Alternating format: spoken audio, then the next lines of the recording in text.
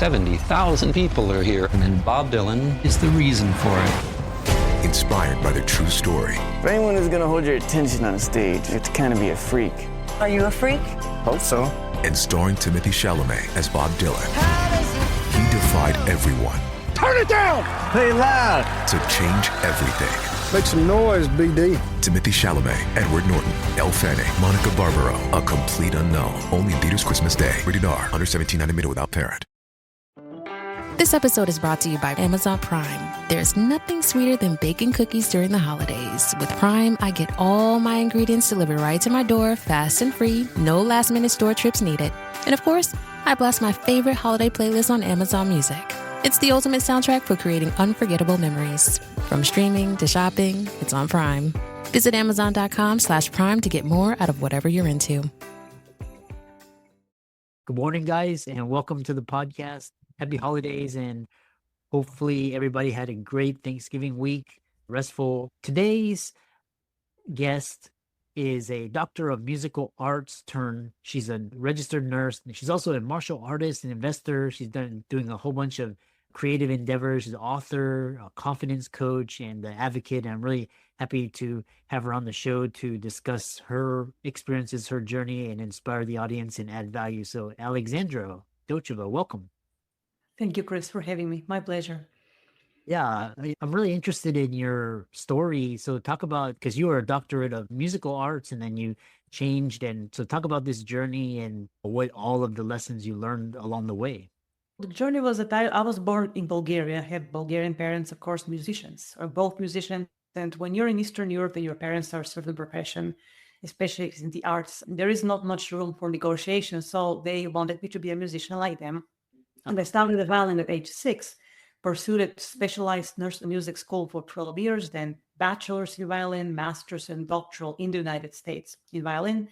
And in 2008, the financial crisis hit the US, and I knew I was not competitive enough, even though I was a decent player, but orchestra started bankrupting, downsizing and all that. And after 26 years of no science-based, only arts, only music, I figured I had to do something different, and I put myself to nursing school. Okay.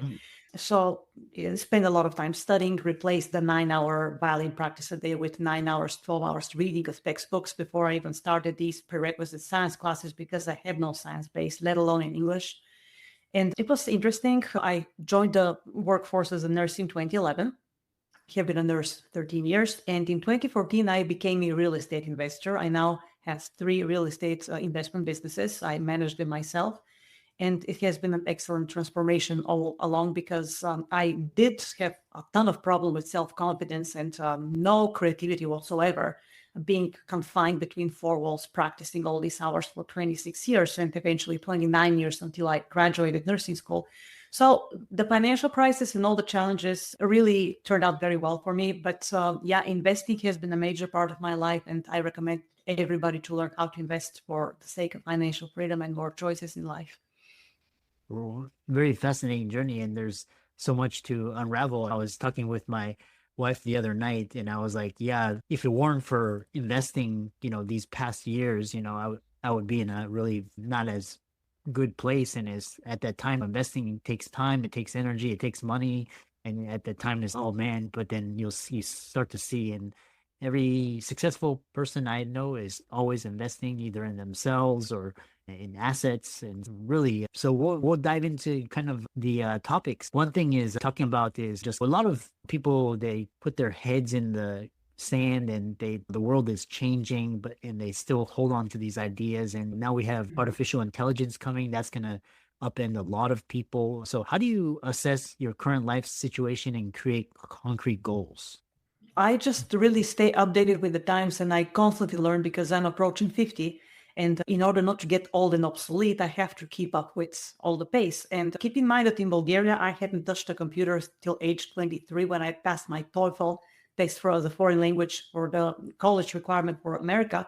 That's the first time I touched a computer keyboard, and that was scary. So when I came here in 2000, some nice graduate students helped me create my first email address. So I was so behind with technology when I came. And I kept insisting, just like you said, buried my head in the sand for a long time because I just wanted to play the violin and be a performing musician. Couldn't care less about anything else. And life hit me so hard that I learned, you have to get up to date with technology if you ever want to progress in life. And then the whole medical system turned electronic, as we all know, keeping up with the goals. So the goals have to be really, I like realistic goals, and then I like crazy goals. And I'll give an example with my fitness routines. After 12 years of martial arts, I was excellent at push-ups and lots of techniques, but we have never done pull-ups. So at 41, I started learning pull-ups. By 43, I was able to do 100 pull-ups with my own weight, and I still do that with per fitness session. And somebody said, why 100 pull-ups if you can't even do 2? And I said, because it's an awesome way to stretch my imagination and crave towards something that seems really crazy, but I want to achieve. And I was dead set on getting to 100 pull-ups. And that's how I set all my goals, Chris, including with investing. Like, for instance, it took us, 5 years to pay off our house. Most of my investment properties are clearly paid off. Okay. So it's not so much it is fear from what's happening with the banking system, but also the challenge of what you can do with yourself and how far you can push yourself beyond your comfort zone. Because I was very stuck in the comfort zone for more than 2 decades. And now, knowing how bad that is for the mindset, I do everything to counteract this tendency of lazy mindset and indolence of mind. Yeah. We're going to talk about your book in a little bit, and really fascinating, this martial arts, and a lot of your story resonates with me. We were talking how I wanted to be a professional trombone player, and I realized that I had no talent, and my parents were like, become a doctor, which in itself. And then I just buried my head. I kept my head in the sand. I missed the tech boom. I missed out on all these like Facebook and Google, and I had to catch up. I had to learn social media, all the websites, and just really investing. We share a lot of commonalities. What I really love is you've written a book called It Really Is Simple, a holistic approach to self-confidence and a practical guide. And what inspired you to write this, and how can the audience who are listening benefit or get inspired by looking at the concepts in your book? There were lots of people who knew me very well and started asking questions. So what did you do with yourself? Because you were the least confident person we knew. What happened that you transformed your life like this? And then strangers were like, how are you in this crazy physical shape? And you're a nurse and an investor. What are you doing? How you do that? And then I figured, okay, so what would have been a book that I would have loved to be able to read 15 years ago, 12 years ago, when I was starting on that, when I went through my early midlife crisis at 32, and I realized I wasn't a competitive enough musician, and I had to face reality for the first time, really pragmatically in my life. And the system of the book immediately came in my mind, because I figured, okay, these are 5 life pillars. There is health, there is spirituality, there is the career, there is the finances, which career and finances are not necessarily the same, because you can't very easily get rich on a job. So you need to learn how to invest to build wealth perpetually. And then the final pillar is the relationships, who you choose to get influenced by, okay, and who you spend your time with, how you prioritize your time in relationships. So I gave myself an account that whatever I was doing with my health, I was applying the same principles in my other 4 aspects, the spiritual, financial, career, and relationships, which is basically first of all, you really have to sit with yourself and be extremely honest and create your goals and figure out what is preventing you from accomplishing what you want to accomplish or what's missing in your life. Then you have to clear the trash from your life in every one of these 5 aspects. Then you have room to actually put the things that you want in the place of the things that you didn't need and that were harming you and preventing you from accomplishing these dreams. And I wrote the book just exactly as a practical guide. That's the most selling point, is the practical guide, because it's a very robust advice. It's exactly what I'm doing. It's very experience-based. Obviously, I'm big on diet because, see, when I became a healthcare professional, the biggest cultural shock was not so much the workload and the patient sickness. I was expecting that, but actually how many healthcare professionals were walking around carrying every disease known to man and educating the patients how to live healthy. And I'm like, there's no way I'm going to be that type of healthcare professional. So I became whole food, organic, vegan. I'm a fitness freak, detox every day, liver, because of the toxins that we're exposed to. And you have to be 100% example to your patient and loved ones if you want to have any credibility as a healthcare professional in a system that is turning the patients into cash cows, basically, based on decades-long chronic disease maintenance. Yeah. So this mindset I also transfer in my career, in my finances, and in my relationships. And of course, the peace of mind, spirituality, lifelong learning, and inspiration, that's the spiritual aspect. everything uses the same exact system. So in the book, I'm showing how this is very applicable in all aspects of life. And I absolutely insist, because later on I became a coach also, because they said, why did you write this book without having a coaching business? I said, because the book is the coaching business. You don't have to pay me thousands of dollars for mentorship if you actually purchase a book very inexpensively and apply what I'm saying, right? The system is such that throughout, I insist people, I never thought I would do any of these things when I was a musician. And if I could do it, so can everybody else. Mm. And that's the main point of the book. Yeah.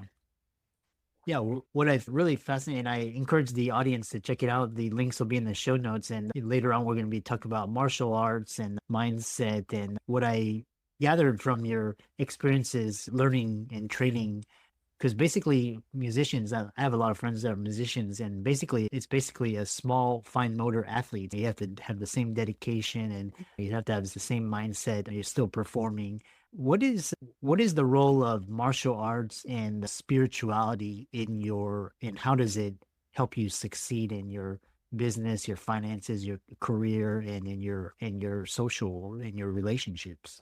That's a tremendous point, which I address in the book very extensively from chapter 1 and chapter 6, because ever since childhood, I was very socially awkward. We had bullies at school. And during socialism in Bulgaria, they were playing mostly movies from socialist countries, well, some Italian and French, but also the Chinese martial arts movies was like my absolute favorite. And I thought, how can I not be a karate master?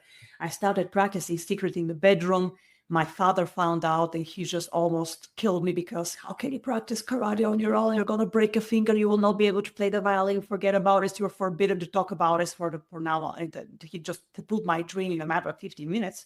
He just exploded when he found out. The other thing that happened in 1981, when the regime fell and we started converting to democracy, so to speak, there were tons of girls who went abroad to work and they were turned into prostitutes and raped and all that. And I had always this fear, oh my gosh, what if this happens to me? Of course, I'm never going to respond secretly to an ad on the street to work as a waitress somewhere in Germany. But I had this constant nagging in my head that if somebody ever attacked me, I wouldn't be able to defend myself, because I would be a chicken and not know what to do. Because of that dream that was crushed many years ago, that I wanted to be a karate master. So in the States, finally, it came to a point that there was a house where we rented, and I was very close to a karate place, and I was 30. I said, that's it. I don't care. I'm 30. It's late, but I'm going to start anyway. And then the teacher she saw me that for several sessions. She says, I've never seen such an angry white belt in my life. She says, I have 26 years of experience. She says, you're going to be a black belt. And then I changed schools and all that. So I went in a school with very good teachers, national champions, and martial arts mindset, the perseverance, the self-respect, the respect for others. And really, Payne is an awesome teacher, because my teachers were old school and they didn't hold back anything. And you spar, it hurts. It really hurt. And you get to hurt other people, but you get hurt quite a bit. And all this, because I practiced this for 12 years. So I got the mindset, because you can always learn technique. That's not hard. But the mindset of the black belt, of not giving up, of persevering through pain and your anger and your ego, suppressing your ego for the sake of protecting somebody else's body. And even if they hurt you bad, you still have to behave professionally. So that was a big thing for me, because I had lots of anger issues. I had tons of anxiety issues when I was a musician. And then the goal of the masters was, of course, for us to be able to apply all these mental techniques into the real dojo called life. And if you're able to transfer what you learn in the dojo into your real life, you will prosper in every way. The problem is most people, of course, in America use martial arts mostly as a social club. So you distance yourself from these people and you stick with the ones that are taking it seriously, and you create that atmosphere almost in a like that situation when you spar together or do katas or whatever you do, self-defense techniques. And it works very well. To the present day, I treat my fitness sessions as sparring sessions or like street fights. Say I'm going to bike 12 miles on the bicycle on full resistance from start to finish. I'm not going to wipe my sweat. I'm not going to take a sip of water while I'm doing that 12-mile at full resistance, because my master told me, if you are in a street fight and you decide to stop and wipe your sweat, you're going to become a statistic. And I integrate this mindset with all the things I do, and I can do that because it just really allows me to endure longer times and challenge myself more and more every time, even beyond the goal that I have for the day. Oh, yeah. I was always fascinated with Bruce Lee, and not really I was just fascinated with his training methods and how he was experimenting. Amazing. And Amazing. his philosophy, really, the philosophy Yeah. and spirituality really resonated. And in your bio, is you have this area talk about mind training techniques for lasting success, and especially like when it's things are super hard, like it could be in your business or it could be a failure, or even like in like training when your body's just fatigued. What I'm curious, what type of techniques you use to train your mind to lasting success. In chapter one, there are three words that we're eliminating from our vocabulary. I won't tell you all three, but I'll tell you one. The word tired is eliminated from the vocabulary. So that word does not exist, period. You scratch it from you censor it. It's non-existent. The mind techniques are in chapter one and chapter 14. So the other very important mind technique, and that is so common in people, especially in academia, where academia mistakes are condemned. And you will understand that because doctors, the surgeon cannot just make a mistake and smile, or a pilot. But if you're not a surgeon performing life-saving surgery, if you're not a pilot flying several hundred people across the ocean, you can embrace failure and learn from it, because real life really teaches from mistakes. And that was the main reason why I waited so late till 32 to venture into a new profession. I knew at 27 that my brain was such that it might benefit from a different career. I knew it secretly, but never ventured because I was afraid to fail. And see, with music, when you practice more than 20 years, when most people think about retirement, barely starting auditioning for a job. And you're thinking, okay, so I'm not competitive enough. I've practiced this for 25 years and I didn't master that profession. What makes me think I can learn another profession in 4 years in college? That's just absurd. So that fear of failure was so deeply ingrained. That's what I had to change.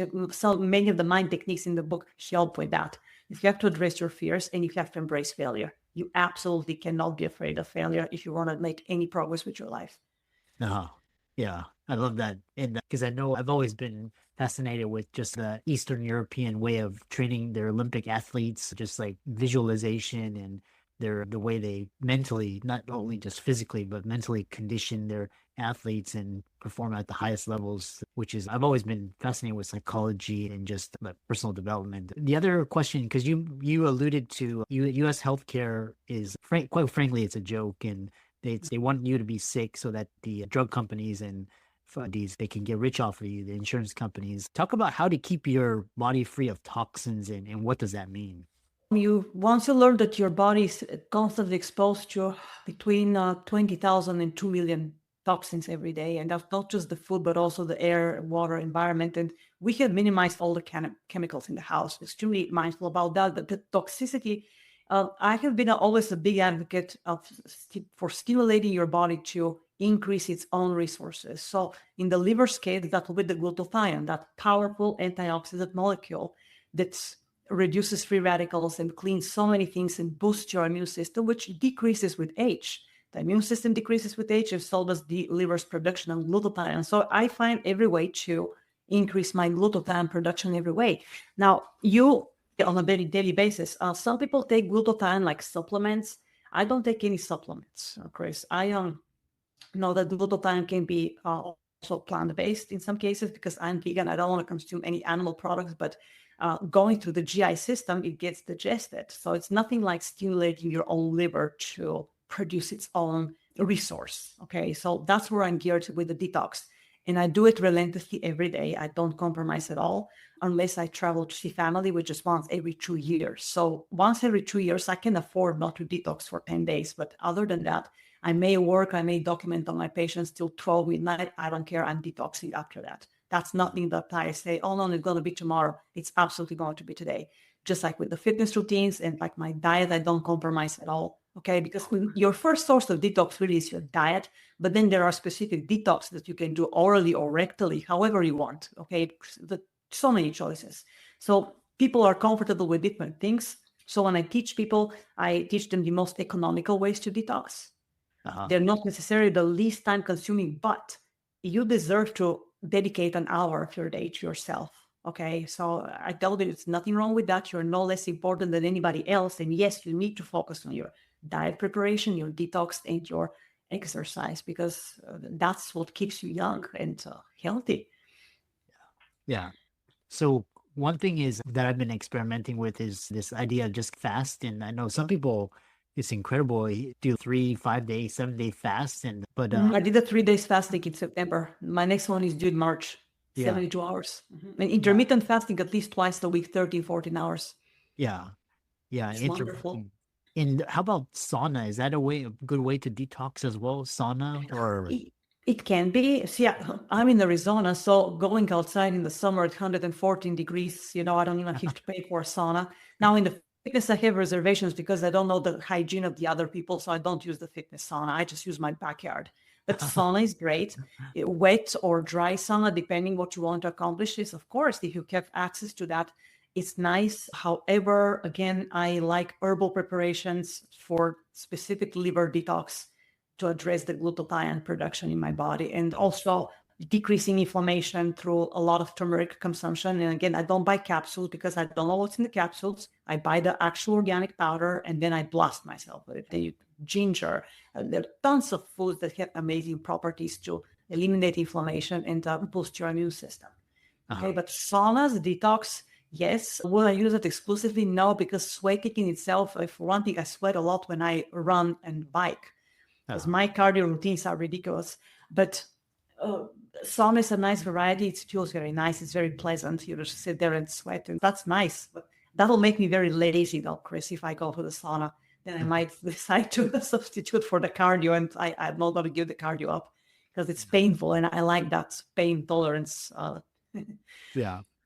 Also, on the note of toxins, there's also toxic people or toxic emotions or thoughts. How do you deal with those? Meditation, for one thing, right? So meditation is the detoxification of the mind. As far as the spiritual aspect, the mind has to detox through meditation, then it has to have wonderful nutrition through wonderful inspiration sources, and it has to have a fitness routine through lifelong learning of things that it doesn't initially understand. So what scares your mind, you need to understand. Whether it's some difficult topic with unfamiliar vocabulary, some jargon for a different field of human knowledge, you always want to challenge your mind. That's your fitness. Now, as far as the toxic thoughts, I do passive and I do dynamic meditation. Okay. So the passive meditation is to clear the mind, but then the dynamic meditation is to reinforce my affirmations and my goals and to solve problems. Dynamic meditation is for problem solving through very clear visualization and imagination, depending whether you want to go in your past to remember something clearly or in your future to visualize, to imagine it, to create the goal and make it part of your mind so you can start working towards it very, very intensely.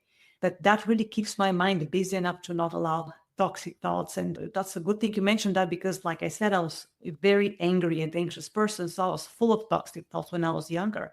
I wasted my youth in a very dumb way for that reason. But now it's under control. Once you turn anxiety into a friend, okay, because anxiety basically is there to tell that you can do something better, or you have altogether missed to do something that you should have done.